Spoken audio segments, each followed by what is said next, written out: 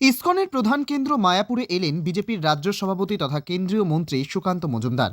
ISKCON পরিচালিত মায়াপুর ইনস্টিটিউটের 25তম বর্ষপূর্তি উদযাপন করেন কেন্দ্রীয় মন্ত্রী। একই সাথে ইসকনের ভূয়সী প্রশংসা করলেও বাংলাদেশে ইসকনের ওপর হামলার ঘটনা প্রসঙ্গে সুকান্ত মজুমদার বলেন, শুধু ইসকন নয়, সমস্ত সনাতনীদের পাশে ভারত সরকার তথা নরেন্দ্র মোদী থাকবেন বলে জানান। ইতিমধ্যেই সোশ্যাল মিডিয়ায় ভাইরাল হয়েছে একটি ভিডিও। রাম মন্দিরের প্রধান পুরোহিতকে জল সমাধিস্থ করা হচ্ছে, অর্থাৎ নৌকো থেকে ফেলে দেওয়া হচ্ছে, যেখানে নমামি গঙ্গা প্রকল্পে গঙ্গা নদীকে দূষণের হাত থেকে বাঁচাতে বিভিন্ন প্রকল্প নেওয়া হয়েছে। তাহলে কি এই মৃত পূজারীর মৃতদেহে সরজু নদী দূষিত হয়নি? এ প্রসঙ্গে বিজেপির রাজ্য সভাপতি বলেন, বিষয়টি তিনি দেখেছেন এবং শুনেছেন, তবে এর চেয়ে বেশি দূষণ অনেক কিছুতেই হচ্ছে এ রাজ্যে।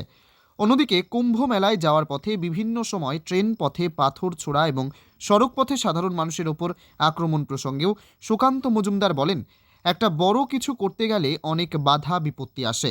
এটাও তেমন একটা বলে মন্তব্য বিজেপির রাজ্য সভাপতি তথা কেন্দ্রীয় মন্ত্রী সুকান্ত মজুমদারের।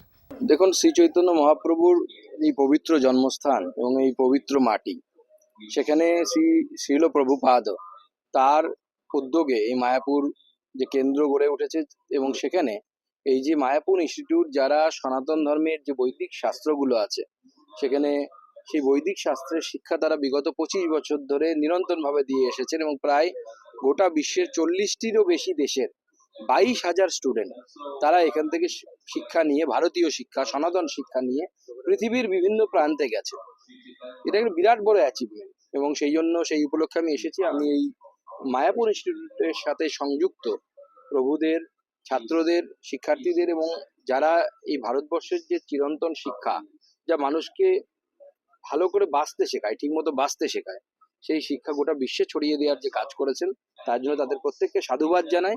এবং আমার আশা, আগামী দিনে ইনস্টিটিউট আরো বড় একটা মহিরুহে পরিণত হবে। চন্দ্রোদয় মন্দির ইসকনের যে আমরা মূল যে মন্দির চত্বর, সেখানেও আপনি দীর্ঘক্ষণ ছিলেন, দর্শন করলেন, কি বলবেন? দেখুন, প্রভুর কাছে প্রার্থনা করলাম যে একসময় যে বাংলা, গোটা ভারতবর্ষের শ্রী চৈতন্য মহাপ্রভুর এই নবদ্বীপ, এখানে টোল ছিল, একের পর এক টোল ছিল নদিয়াতে, যেখানে গোটা ভারতবর্ষের বিভিন্ন জায়গা থেকে মানুষ শিখতে পড়তে আসতেন। এখন সেই বাংলা, নবদ্বীপ সব আস্তে আস্তে তার গরিমা হারিয়ে ফেলেছে বিগত বেশ কয়েক বছর ধরে। বাংলাকে আবার সেই জায়গায় যেন প্রভু ফিরিয়ে দেয়, এবং আমার মনে হয় সেই নবজাগরণ শুরু হয়ে গেছে।